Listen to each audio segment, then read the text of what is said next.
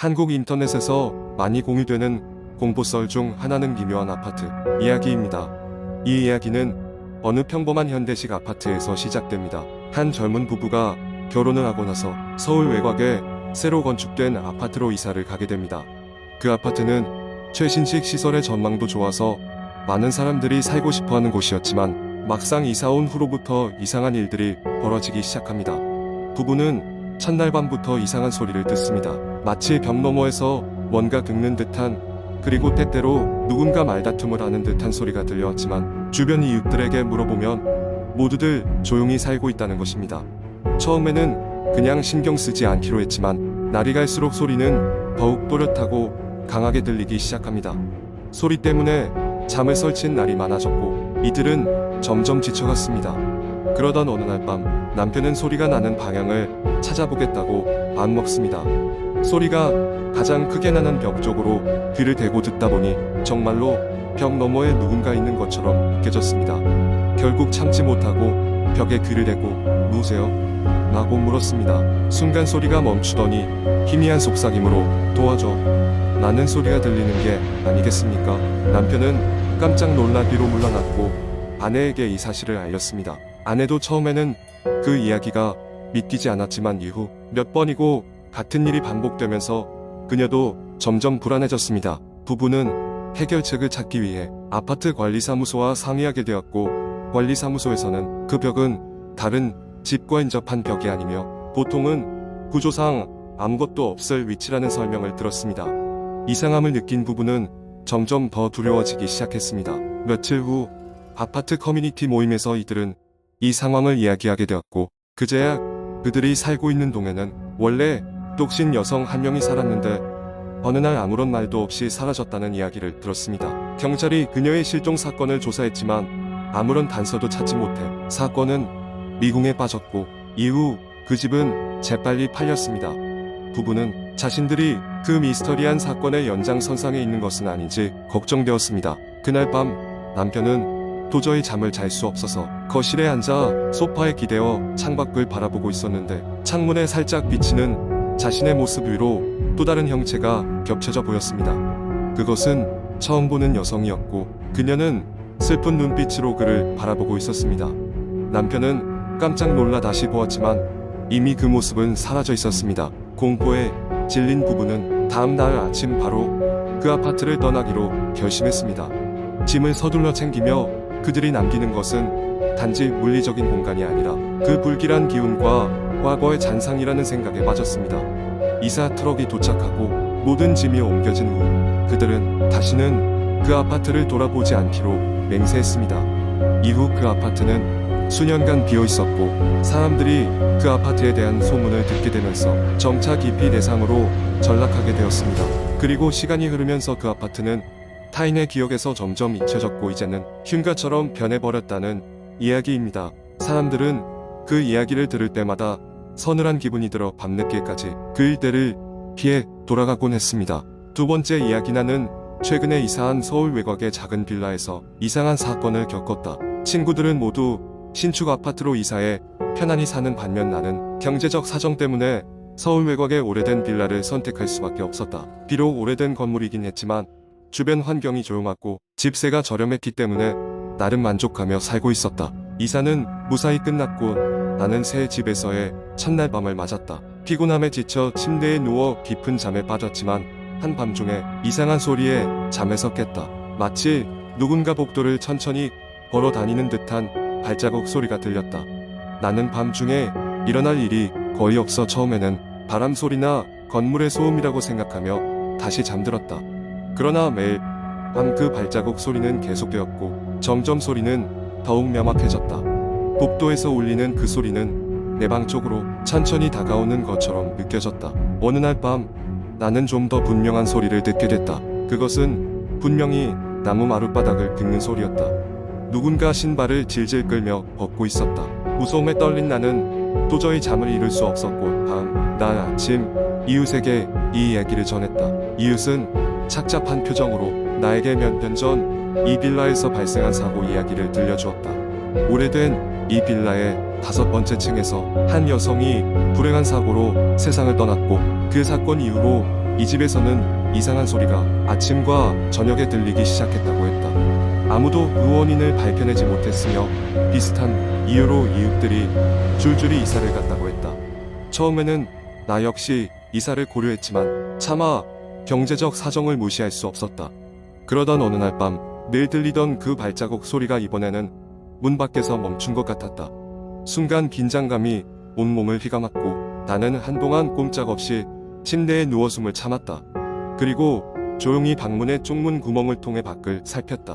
복도에는 아무도 없었지만 하얀 형태의 무언가가 흩날리는 걸 본 것 같았다.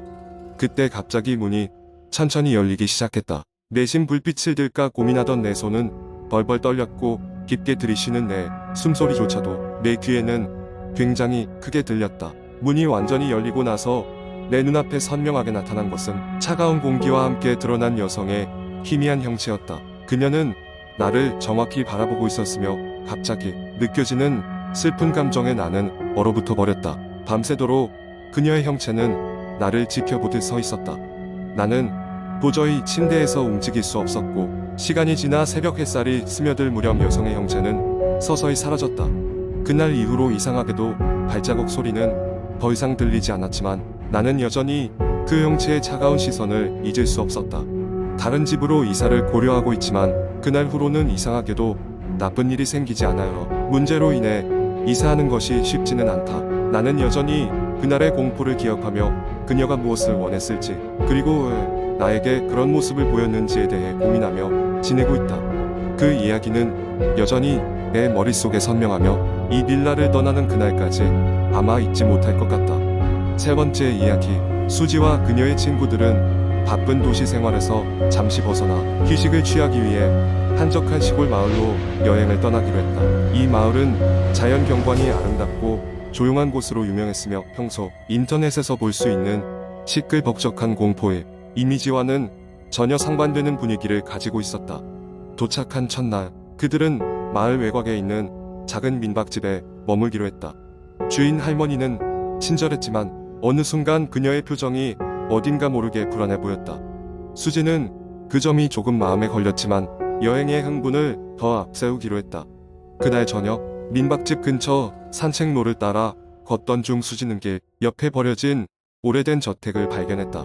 저택은 어둡고 음산한 분위기를 풍겼지만 호기심 많은 친구들은 저택을 탐험해보기로 결심했다. 그들은 핸드폰 플래시를 켜고 조심스럽게 저택에 발을 들였다. 저택 내부는 먼지와 거미줄로 가득했고 세월 동안 아무도 찾지 않은 듯 기괴한 침묵이 감돌고 있었다. 그러던 중 수지는 2층 복도 끝에서 흐릿한 빛을 보았다. 호기심을 멈출 수 없었던 그는 친구들과 함께 그 빛을 향해 발걸음을 옮겼다. 복도 끝에 도착했을 때 그들은 낡은 문이 살짝 열려있는 것을 발견했다. 문 안에는 오래된 사진들이 벽에 걸려 있었고 방의 중앙에는 커다란 나무 상자가 놓여 있었다. 친구들 중 한 명이 용기를 내어 상자를 열었을 때 그들은 상자 안에서 인간의 모형과 같은 것들이 모여 있는 것을 발견했다. 그것들은 어딘가 모르게 너무나 사실적이었다. 그 순간 방 안의 공기가 갑자기 무겁게 느껴졌다. 친구들은 설명할 수 없는 불안감에 사로잡혀 서둘러 저택을 빠져나왔다. 민박집으로 돌아온 이후에도 그들의 머릿속에서 그 기이한 방의 이미지는 지워지지 않았다. 다음 날 수지는 민박집 할머니에게 저택에 대해 물어보았다. 할머니는 깊은 한숨을 쉬며 옛날 이야기를 들려주었다. 그 저택에는 많은 수수께끼가 얽혀 있었고 한때 마을에서 쫓겨난 한 연금술사가 살았다고 한다. 그는 사람들에게 공포의 대상으로 여겨졌으며 저택에서 기묘한 실험을 하다가 사라졌다. 이야기를 들은 친구들은 저택에서 본 것이 단순한 모형이 아닐 수도 있다는 두려움에 사로잡혔다. 그들은 다시는 그곳에 가고 싶지 않다는 결정을 내렸다. 그 후 그들은 예정된 일정을 미루고 서둘러 마을을 떠나기로 했다. 도시로 돌아온 후에도 그들은 그 기억을 잊을 수 없었으며 그 음침한 저택은 그들의 가장 깊은 악몽 속에 자리 잡고 있었다. 이후로도 가끔씩 그들은 여행 중 찍었던 사진에서 설명할 수 없는 그림자와 형체를 발견하곤 했다. 그것은 마치 그 저택의 무언가가 그들을 쫓아와 지켜보고 있는 것처럼 느껴졌다. 시간이 지나면서 친구들은 점차 그 경험을 떠올리는 것을 꺼려하게 되었다. 마치 그것이 다시 그들을 찾아올 것 같은 기분이 들었기 때문이다. 이 이야기는 작고 한적해 보이는 시골 마을에서도 무슨 일이 일어날지 모른다는 경각심을 일깨워주는 교훈으로 남았다. 그리고 시간이 흘러도 사람들은 그 마을과 저택에 대해 속삭이며 또 다른 용감한 영혼이 그 비밀을 풀어주길 기다리고 있었다. 네 번째 이야기. 대학교 2학년 여름 방학. 나는 같은 과 친구 2명과 함께 여행을 계획하고 있었다. 우리는 여행지로 해변 근처 작은 마을을 선택했고 그곳에 도착해 낮에는 해수욕을 즐기고 밤에는 그 지역을 탐험하기로 했다. 하지만 그 지역엔 소문으로만 들었던 기이한 폐가가 있다는 이야기를 듣게 되었다. 첫날 밤 우리는 해변가에서 저녁을 먹으며 우리 모두가 조금씩 그 폐가에 대한 두려움과 흥미를 느끼고 있었다. 진짜 그 집의 꼭대기층에는 뭔가 있다고 하더라. 무서운 소리가 매일 밤 들린대 라고 지훈이 말했다. 에이, 무슨 소리야. 그런 거 다 헛소문이지 라고 용기가 넘치는 지연이 대수롭지 않게 말했다. 나는 둘 사이에서 고민하다가 호기심을 억제할 수 없어 그곳에 가기로 결심했다. 그날 밤이 깊어지자 우리는 작은 마을의 골목길을 통해 폐가로 향했다. 달빛이 우리를 인도해줬고 바람이 적당히 불어와 등골이 서늘해지는 느낌을 받았다. 폐가에 도착했을 때 낮에 밝을 때 봤던 것보다 훨씬 더 음침해 보였다. 문은 헐거워 보였고 창문에는 세월의 흔적이 고스란히 느껴졌다. 우리는 조심스럽게 입구로 다가가 문을 밀어보았다. 예상대로 문은 삐걱거리며 열렸고 안쪽에서 키키한 냄새가 풍겨왔다. 스위치가 없어서 휴대폰 플래시로 비추며 안으로 들어갔다. 거실에는 먼지가 가득했고 바닥은 쓰레기와 오래된 신문들로 뒤덮여 있었다. 소문대로라면 꼭대기층으로 올라가야 뭔가를 볼 수 있다는 얘기가 생각났다. 계단을 올라가며 우리는 서로 조용히 신중하게 움직였다. 계단이 울리는 소리가 우리의 긴장감을 더했다. 그때 갑자기 어디선가 가볍고 빠른 발소리가 들려왔다. 우리는 서로를 바라보며 얼어붙었다. 들었어? 맞지? 지훈이 속삭였다. 우리는 소리가 난 쪽을 조심스럽게 쫓기 시작했다. 소리는 꼭대기층으로 이어지는 것 같았다.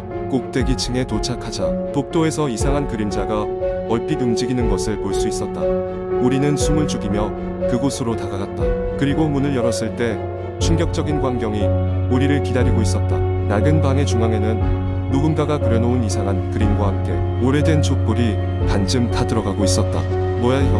누구 장난치는 거 아니야? 지연이가 말했다. 하지만 그 순간 방 안의 온도가 급격히 내려갔고 촛불이 갑자기 꺼졌다. 우리는 모두 비명을 지르며 계단을 뛰쳐내려갔다. 건물을 나서자마자 우리는 숨을 몰아쉬며 서로를 확인했다. 그날 이후 우리는 다시는 그 마을의 폐가에 대해서 이야기하지 않았다.